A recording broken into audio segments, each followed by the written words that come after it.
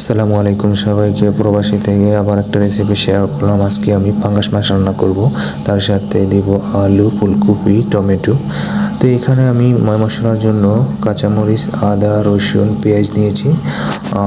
তার সাথে আমি মাছটার সাথে কিছু মশলা অ্যাড করে নিব। এরপর আমি মাছটাকে ভেজে নেব।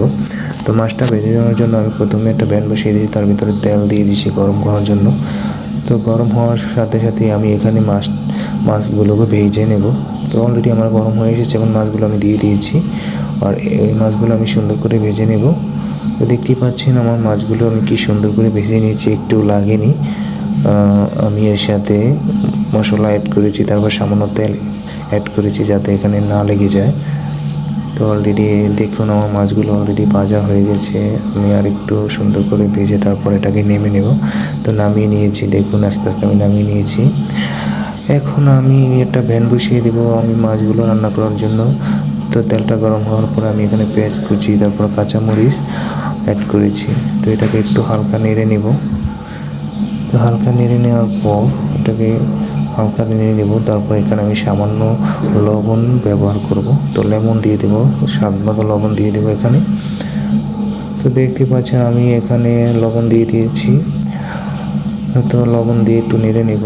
তারপর আদা রসুনের পেস্ট দিয়ে দিব এর সাথে। আদা রসুনের পেস্টের আগে আমি টমেটো ইউজ করব। তো আদা রসুন নেড়ে নিয়েছি, এখন একটু নেড়ে তারপর ঢেকে দেবো। ঢেকে তারপর আমি টমেটো কুচি করে রেখেছি, আমি টমেটো কুচি ইউজ করবো এই সাথে। টমেটো কুচিটা দিলে তরকারিটা ভালো ফ্লেভার আসে, স্বাদ আসে।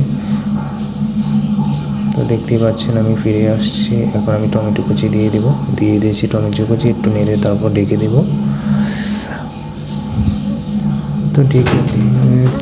তো আমি এটাকে নেড়ে নেব, সুন্দর করে নেড়ে তারপরে আমি আবার ঢেকে দিব।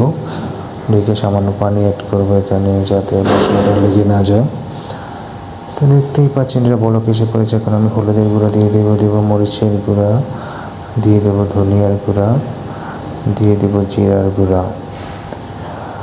লাস্ট আমি যেটা ইউজ করবো সেটা হচ্ছে রাঁধুনি মাছের মশলা। এটা দিলে তরকারিতে দারুণ ফ্লেভার আসে, স্বাদ আসে। তো আমি রাঁধুনি মশলাটা দিয়ে দিয়েছি। দিয়ে তারপর আমি এটাকে নেড়ে ঢেকে রাখবো। সুন্দর করে নেড়ে দিতে হবে যাতে লেগে না যায়। এখন আমি ঢেকে দেবো। ফিরে আসছি, বলক এসে পড়েছে এটাতে। এখন আমি কী করবো জানেন আপনারা? এখন আমি এটাতে একটু ভালো করে সিদ্ধ করে নেব।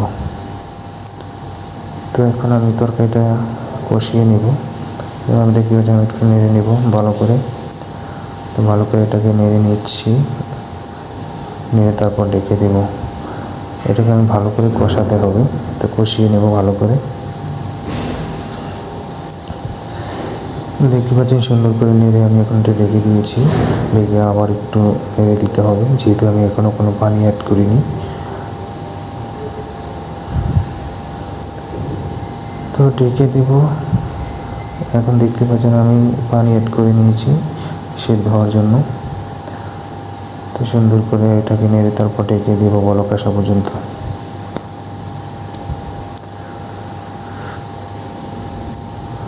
তো আমার এটা বলক এসে পড়েছে। এখন আমি এখানে ভেজে রাখা মাছগুলো দিয়ে দেব। ভেজে রাখা মাছগুলো এর সাথে দিয়ে তারপর আরেকটু জাল করে নেব। তো জাল করে নেওয়া হয়েছে। এখন আমি ধনে পাতা দিয়ে দেবো। ধনে পাতা অ্যাড করে দিয়েছি জাস্ট ফ্লেভারের জন্য। তো এখন নেমে নেব। তো দেখতেই পাচ্ছেন কি সুন্দর, দারুণ ভাতের লাগে খেতে। তো এরকম সুন্দর রেসিপি পেতে সবাই লাইক করবেন। আল্লাহ হাফেজ।